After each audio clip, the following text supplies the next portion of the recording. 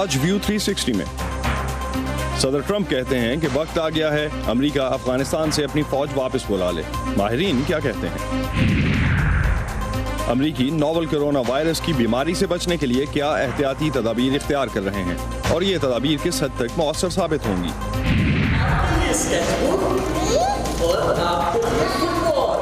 اور آپ کو لے کر جائیں گے ایک ایسے منفرد سٹیج پر جہاں معذور افراد اسکرپٹ لکھنے سے لے کر اداکاری تک مکمل ڈرامہ پیش کر رہے ہیں. وائس آف امریکہ کے واشنگٹن اسٹوڈیوز میں خوش آمدید. آپ دیکھ رہے ہیں ویو 360. میں ہوں اسد اللہ خالد. اقوام متحدہ کے سیکرٹری جنرل اینٹونیو گوٹریس نے دنیا پر ان ممالک کی مدد کرنے کے لیے زور دیا ہے جو آج بھی جنگ زدہ افغانستان سے لاکھوں مہاجرین کی میزبانی کر رہے ہیں. اقوام متحدہ کے سیکرٹری جنرل پاکستان کی جانب سے افغان مہاجرین کی میزبانی کے 40 سال پورے ہونے پر اسلام آباد میں ہونے والی ایک بین الاقوامی کانفرنس میں شرکت کر رہے ہیں. اقوام متحدہ کے اندازے کے مطابق 40 لاکھ کے لگ بھگ افغان آج بھی افغانستان سے باہر زندگی گزارنے پر مجبور ہیں. ان میں سے 90% پاکستان اور ایران میں پناہ لیے ہوئے ہیں. افغان مہاجرین کی ایک بڑی تعداد کے باعث پاکستان دنیا میں مہاجرین کو پناہ دینے والا دوسرا بڑا ملک ہے. اقوام متحدہ کے سیکرٹری جنرل نے ایک نیوز کانفرنس سے خطاب کرتے ہوئے کہا کہ پاکستان نے اپنے چیلنجز اور بین الاقوامی کمیونٹی کی محدود سپورٹ کے باوجود افغان مہاجرین کو پناہ دے رکھی ہے. I want to reaffirm that the preferred durable solution for refugees میں اس بات کا اعادہ کرنا چاہتا ہوں کہ مہاجرین کے لیے ہمیشہ سے پائیدار حل ترجیحاً ان کے اپنے آبائی وطن میں محفوظ اور باعزت رضاکارانہ واپسی رہا ہے. امن کوششوں کے لیے اپنی سپورٹ اور ضروری علاقائی مفاہمت پیدا کر کے پاکستان نے قیام امن کی اس تاریخی کوشش میں ایک اہم کردار جاری رکھا ہوا ہے. یو این سیکرٹری جنرل نے امریکہ افغان عمل میں اہم کردار ادا کرنے پر پاکستان کی بھی تعریف کی. دوسری جانب افغانستان کے چیف ایگزیکٹو عبداللہ نے کہا ہے کہ امریکہ اور طالبان کے مابین امن معاہدے کے مسودے کو حتمی شکل دے دی گئی ہے اور آنے والے چند دنوں میں دونوں فریقین معاہدے پر دستخط کر دیں گے.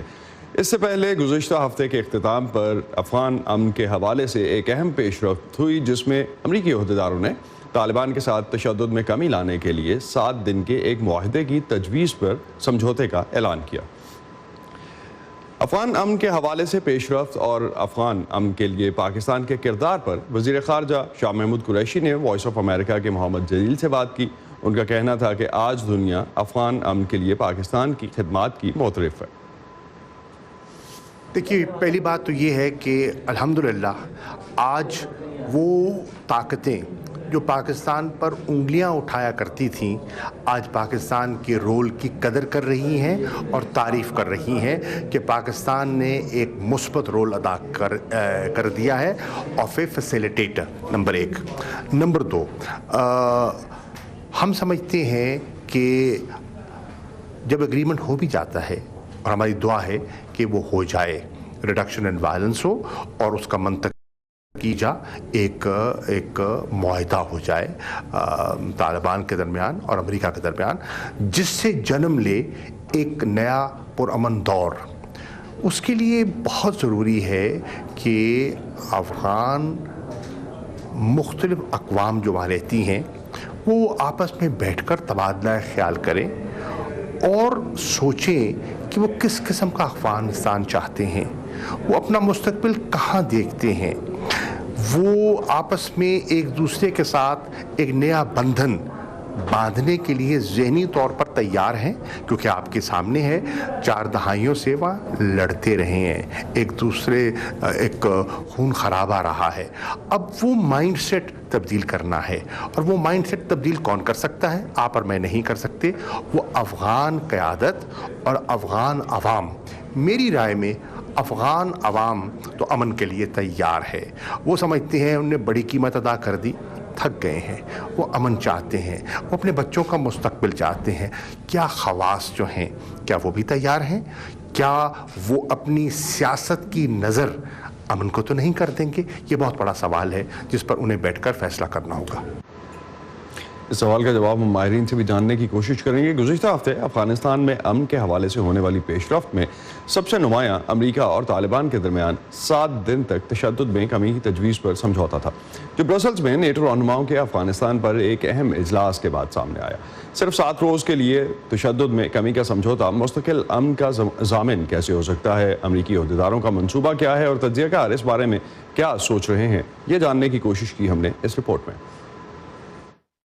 افغانستان میں 2 امریکی سروس ممبرز کی ہلاکت کی وجہ بننے والے ایک حملے کے چند ہی روز بعد امریکی وزیر دفاع مارک ایسپر نے افغانستان میں لڑائی میں کمی کے لیے امریکہ اور طالبان کے بیچ ایک سمجھوتے کا اعلان کیا ہے۔ امریکہ اور طالبان نے 7 روز تک تشدد میں کمی کی ایک تجویز پر سمجھوتا کیا ہے۔ ہم ہمیشہ سے کہتے آئے ہیں افغانستان میں اگر واحد نہیں تو بہترین حل سیاسی ایگریمنٹ ہے۔ مارک ایسپر نے مزید تفصیلات تو دینے سے انکار کیا ہے، لیکن وہ اس بارے میں پراعتماد دکھائی دیے کہ طے پانے والا وقفہ طالبان کی مستقبل میں کسی امن معاہدے کے لیے سنجیدگی کا اندازہ لگانے کے لیے کافی ہے۔ ہمارے خیال سے اس وقت 7 دن کافی ہیں، لیکن تمام معاملات ہی میں ہماری اپروچ یہ ہے کہ یہ عمل شرائط پر منحصر ہوگا۔ ٹرمپ انتظامیہ کے اراکین سمجھوتے کو طالبان اور افغان حکومت کے مابین امن مذاکرات کے لیے ایک اہم پیش رفت کہہ رہے ہیں، تاہم افغانستان اور پاکستان کے لیے سابق خصوصی امریکی نمائندے جیریڈ بلانک نے وائس آف امریکہ کی افغان سروس کے ایک شو کے دوران کہا ہے کہ نہ تو تشدد میں کمی اور نہ ہی سیز فائر جنگ ختم کرا سکتی ہے۔ میرا نہیں خیال کہ تشدد میں کمی افغان حکومت اور افغانستان کی دوسری سیاسی قوتوں کے مابین مذاکرات شروع ہونے کے لیے ضروری ہے۔ میرے خیال سے تشدد میں کوئی بھی کمی تشدد میں کمی کے فقدان سے بہتر ہے۔ ماضی میں طالبان اپنے جنگجوؤں کو کنٹرول کرنے میں کامیاب رہے ہیں، اور یہ ایک اور امتحان ہے اس چیز کا کہ کیا وہ اب بھی اپنے فائٹرز کو کنٹرول کر سکتے ہیں اور 7 روز تک تشدد میں کمی رکھ سکتے ہیں۔ کیا سیز فائر بہتر ہوتی؟ ہاں بالکل۔ کیا یہ ایک محدود معاہدہ ہوتے ہوئے بھی اچھا ہوا ہے؟ ہاں، لیکن کیا یہ قیام امن کے لیے ضروری ہے؟ تو شاید نہیں۔ صدر ٹرمپ نے بھی ایک ریڈیو انٹرویو میں جلد طالبان کے ساتھ کسی ڈیل پر پہنچنے کا ذکر کیا۔ وہ اس سے پہلے متعدد بار اس خواہش کا اظہار کر چکے ہیں کہ وہ امریکہ کو افغانستان سمیت تمام نہ ختم ہونے والی جنگوں سے نکالنا چاہتے ہیں، تاہم کچھ ماہرین خبردار کر رہے ہیں کہ ٹرمپ انتظامیہ کو شرائط پر مبنی حکمت عملی پر قائم رہنا چاہیے۔ اگر ہم ایک باکسنگ میچ کے دوران اپنے ہتھیار رکھ دیتے ہیں تو کیا ہوگا؟ جب تک مقابلہ ختم ہونے کی گھنٹی نہیں بجتی، جو کہ ابھی نہیں بجی، ہماری کارکردگی دیکھی جا رہی ہے۔ اور آپ جانتے ہیں کہ طالبان صرف اس وجہ سے کہ ہم کہہ رہے ہیں کہ ہم تھک گئے ہیں، لڑائی نہیں روکیں گے۔ امریکی کمانڈرز اور وزیر دفاع مارک ایسپر کہہ چکے ہیں کہ وہ افغانستان میں امریکی افواج میں کمی کر کے 8600 تک لانے پر تیار ہیں۔ اگر تشدد میں کمی کے سمجھوتے پر عمل درآمد ہو جاتا ہے تو بہت ممکن ہے کہ ہمیں جلد امریکی افواج میں کمی کے منصوبوں پر عمل نظر آئے۔ کارلا بیب کے ساتھ Ayesha Khalid, Voice of America. The City University of New York سے منسلک پاکستان افغان امور کے ماہر جہانگیر خٹک ہمیں جوائن کر رہے ہیں اسکائپ کے ذریعے۔ ان سے جانتے ہیں کہ حال ہی میں ہونے والی ان ساری ڈیولپمنٹس کا امن کے لیے کیا مطلب ہو سکتا ہے۔ خٹک صاحب، کیا اب دنیا امید باندھ سکتی ہے کہ افغانستان میں امن ہونے جا رہا ہے؟ شکریہ اسد صاحب۔ میرا خیال یہ ہے کہ یہ ایک بہت سنہری موقع ہے۔ افغانستان کی حالیہ تاریخ میں شاید یہ پہلا موقع ہے کہ افغانستان کے اندر اس کے ارد گرد کے ممالک اور بین الاقوامی برادری سارے تقریباً ایک پیش پر ہیں کہ وقت آ گیا ہے کہ افغانستان میں ایک سیاسی حل کے ذریعے یہاں پر امن لایا جائے۔ اس سلسلے میں جس طرح آپ کی ابھی رپورٹس میں تذکرہ بھی ہوا کہ امریکہ اور طالبان کے درمیان معاہدہ مکمل ہو گیا ہے، لیکن ابھی اس پر دستخط ہونا باقی ہیں، اور خبریں ایسی آ رہی ہیں، اطلاعات جو آ رہی ہیں وہ یہی ہیں کہ شاید 29 تاریخ تک دستخط بھی ہو جائے اور 10 مارچ سے ممکنہ طور پر انٹرا افغان ڈائیلاگ کا کوئی معاملات شروع ہو جائیں۔ یہ ایک اپرچونٹی تو ہے، لیکن میرا خیال ہے یہ ایک انتہائی نازک، پیچیدہ اور مشکل مرحلہ ہے جو شروع ہونے والا ہے، کیونکہ 2-3 چیزیں ہیں۔ انٹرا افغان ڈائیلاگ تو سب کو معلوم ہے کہ ظاہر ہے کہ اسی کو دنیا دیکھ رہی ہے، اسی کی طرف، لیکن انٹرا افغان کنسنسس جو ہے وہ بہت ضروری ہے، جو کہ intra Afghan consensus between Afghan government, civil society اور ان کی جو ڈفرینٹ پولیٹیکل پارٹیز ہیں ان کے درمیان۔ اس وقت افغان سوسائٹی میں پولیٹیکلی بہت زیادہ پولرائزیشن ہے۔ دیکھیے، افغان جو الیکشن کمیشن ہے وہ ابھی صدارتی انتخابات کا جو نتیجہ ہے اس کا باقاعدہ اعلان کرنے والا ہے، اور اس کے نتیجے کے آنے سے پہلے عبداللہ صاحب کی جو ٹیم ہے انہوں نے اعلان کر دیا ہے کہ ہم اس کے فیصلے کو شاید نہ مانیں. تو اس کا مطلب یہ ہوا کہ جو موجودہ افغان گورنمنٹ ہے اگر صدر اشرف غنی کے حق میں فیصلہ آتا بھی ہے تو اپوزیشن پارٹی ہے وہ اس کو ماننے کو یا اس سے انکاری ہے ان نتائج کو ماننے سے, تو کس قسم کی ٹیم بنے گی. تو یہ انٹرنلی آپ کو لگتا ہے کہ ایک بڑی مشکل سچویشن ہو جائے گی انٹرنلی بھی. ایک اور انٹرنل ایلیمنٹ جو ہے خٹک صاحب میں چاہوں گا اس پہ بھی اگر آپ دیکھیں اس کو بھی اس پہ نظر ڈالیں. افغانستان میں وار لارڈز اور ملیشیا جو ہے ان کی سب کی اس کا کیا ہوگا اس معاہدے کے بعد, کیونکہ نہ تو یہ طالبان کے ساتھ ہیں نہ یہ حکومت کے ساتھ ہیں, ان کے تو اپنے کنٹرول والے علاقے ہیں. اسی لیے میں نے کہا کہ یہ انتہائی نازک اور پیچیدہ مرحلہ ہے, کیونکہ افغانستان میں اوور دا ایئرز بہت زیادہ پاور سینٹرز بن گئے. آپ نے وار لارڈز کی بات کی, بہت سارے وار لارڈز آج افغان آرمی کا حصہ ہیں, اور جو طالبان فائٹرز ہیں ان کے مستقبل کے حوالے سے ابھی تک کوئی روڈ میپ سامنے نہیں آیا ہے, اور نہ ہی جو افغانستان کا عموماً جب بھی اس قسم کی بات چیت ہوتی ہے, پہلے ہم نے دیکھا ہے کہ جب بھی کوئی بڑے فیصلے آئے تو لویا جرگہ بیٹھتا ہے اور وہاں پر ایک باقاعدہ اس کے لیے کوئی حکمت عملی بنائی جاتی ہے. افغان گورنمنٹ کی طرف سے ابھی تک اس کے لیے بھی کوئی ٹائم لائن نہیں دی گئی, نہ ہی کوئی ایسا روڈ میپ سامنے آیا ہے کہ وہ جو مسلح گروپ ہیں جن کو آپ کچھ وار لارڈز ہیں اور کچھ سارے ہی تقریباً وار لارڈز ہیں, کیا ان کا مستقبل کس قسم کا ہوگا. کیا ہم عراق کی طرح دیکھیں گے جہاں پر انہوں نے ملیشیاز کو ایک بڑے امبریلا کے تحت مرج کر کے اور اس کو عراقی آرمی کے ساتھ منسلک کر دیا تھا. وہ مکمل طور پر عراقی آرمی کا حصہ تو نہیں ہے لیکن ان کی کمانڈ میں ضرور آتے ہیں. کیا اس قسم کی صورتحال افغانستان میں بھی نظر آئے گی؟ کس قسم کا کوئی روڈ میپ ابھی تک سامنے نہیں آیا. میرا خیال ہے کہ اسی کی وجہ سے صدر اشرف غنی اور افغان قیادت جتنی بھی ہے ان سب پر دنیا نظریں جمائے بیٹھی ہے کہ وہ کس قسم کا ایک روڈ میپ دیتے ہیں جس کے تحت افغانستان میں دائمی امن قائم ہو سکے اور ایک اشتراکی حکومت بن سکے. بہت بہت شکریہ جہانگیر خٹک ہمیں اس بارے میں بات کرنے کا اور اپنی ایکسپرٹ اوپینین دینے کا. متحدہ عرب امارات کی حکومت نے جوہری توانائی سے فائدہ اٹھانے کے لیے ایٹمی بجلی گھر کو بجلی بنانے کا لائسنس جاری کر دیا ہے. اس خبر پر آپ کی کیا رائے ہے, آپ ہم سے شیئر کر سکتے ہیں facebook.com/VOA اردو کے پیج پر. ٹویٹر پر ہمارا ہینڈل ہے @urduvoa. تازہ ترین خبریں, اہم واقعات, آڈیو ویڈیو رپورٹس اور تجزیے دیکھنے, سننے اور پڑھنے کے لیے ڈاؤن لوڈ کیجیے VOA اردو کی نئی ایپ. خبریں اب ہر وقت آپ کی مٹھی میں. چین میں کرونا وائرس سے ہلاکتوں کی تعداد 1700 سے تجاوز کر گئی ہے. دوسری طرف امریکہ میں بھی کرونا وائرس سے متاثرہ افراد کے 14 نئے کیسز سامنے آئے ہیں, جبکہ اس وائرس سے متاثرہ افراد کی تعداد 70,500 تک پہنچ چکی.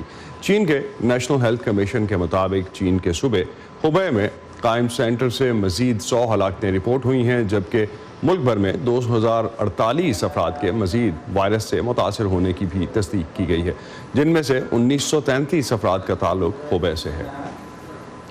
امریکہ میں کرونا وائرس کے پھیلاؤ سے بچنے کے لیے سرکاری اور غیر سرکاری طور پر کیا اقدامات کیے جا رہے ہیں اور کیا گائیڈ لائنز جاری کی جا رہی ہیں. فائزہ بخاری ہمیں جوائن کر رہی ہیں, ان سے ہم جانتے ہیں اس حوالے سے کہ کیا تفصیل ہے. فائزہ, کیا ہدایات جاری کی گئی ہیں امریکی انتظامیہ کی طرف سے, اور امریکہ میں اس وائرس کے پھیلاؤ کے حوالے سے اگر آپ ہمیں کچھ بتا سکیں.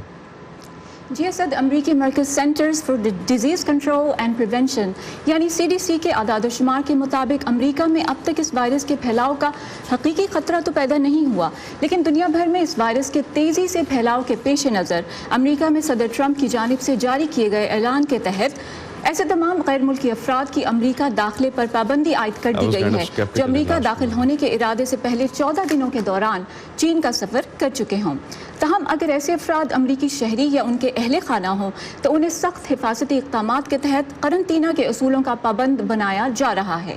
اس کے پھیلاؤ کو روکنے کے لیے کچھ خصوصی اقدامات کیے گئے ہیں, جیسے CDC نے انسیڈنٹ مینجمنٹ سسٹم کے قیام کے علاوہ اپنے ایمرجنسی آپریشن سینٹر کو بھی متحرک کر دیا ہے. امریکی شہریوں کے لیے لیول 3 کا سفری الرٹ بھی جاری کیا گیا ہے, جس کے تحت غیر ضروری وجوہات کی بنا پر چین کے سفر کی سختی سے ممانعت اختیار کرنے کی ہدایت کی گئی ہے.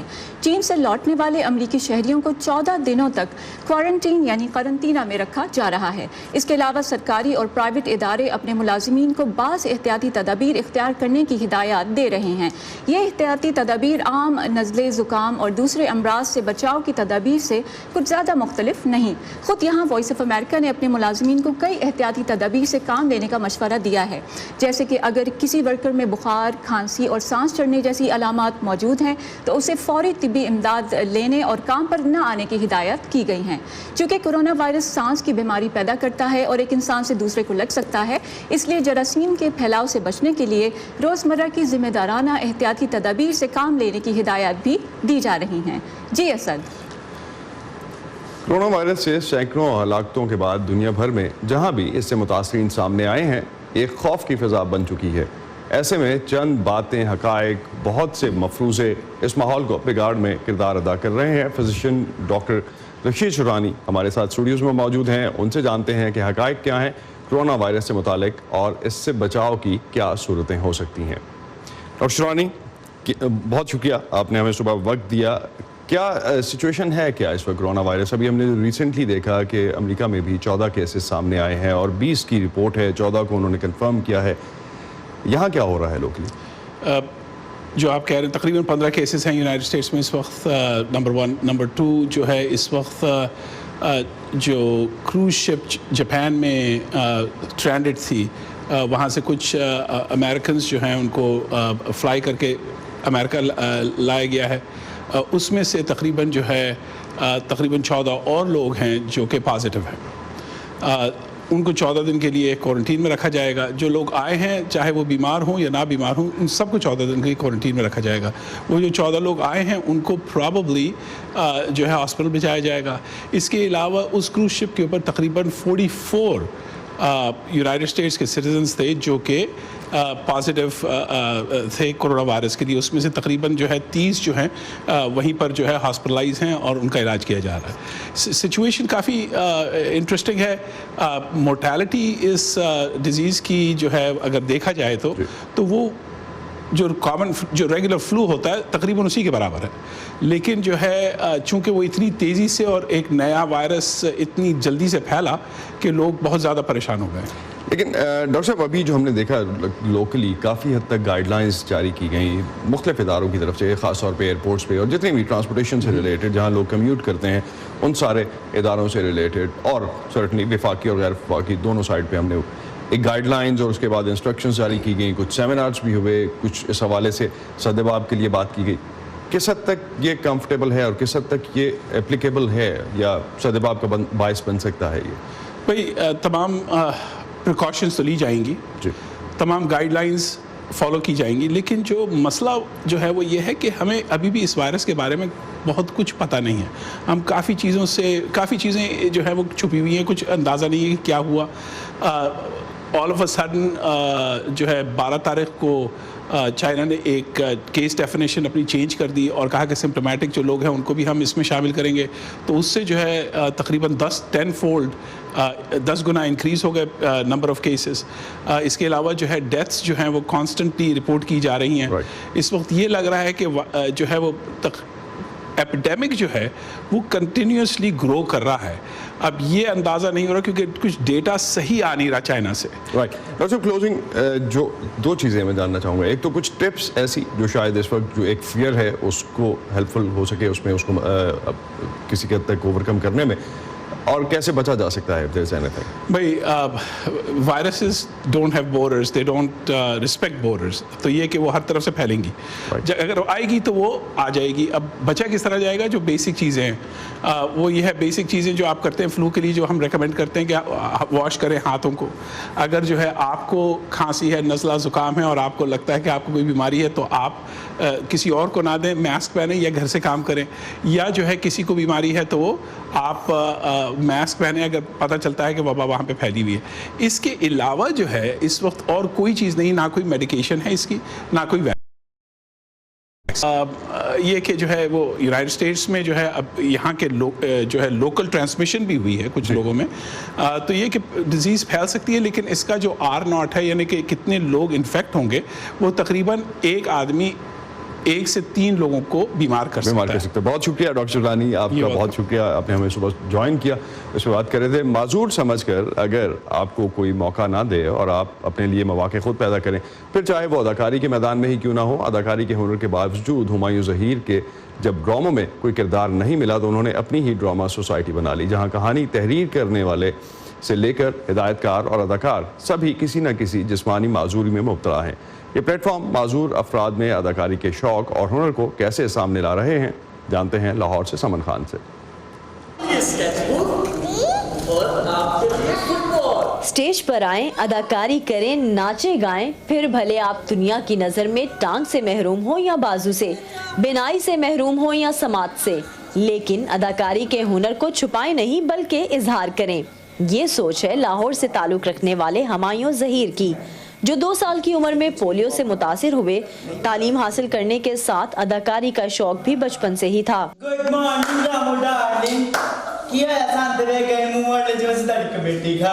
पीटीवी में उस वक्त एनक वाला जिन बन रहा था, तो उनका ऐड आया हुआ था अखबार के अंदर कि हमें नए चेहरों की बच्चों की ज़रूरत है।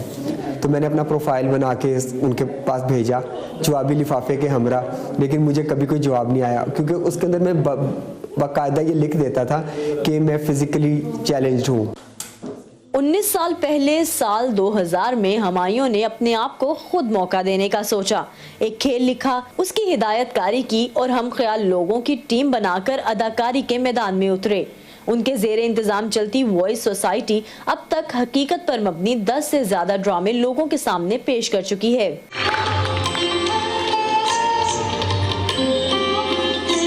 इनिशियली हमें बहुत सारे प्रॉब्लम्स का सामना करना पड़ा कि जैसे कोई थिएटर परफॉर्मेंसेस हो रही होती थी तो हम वहाँ पे बताते थे कि हमारा भी एक ग्रुप है।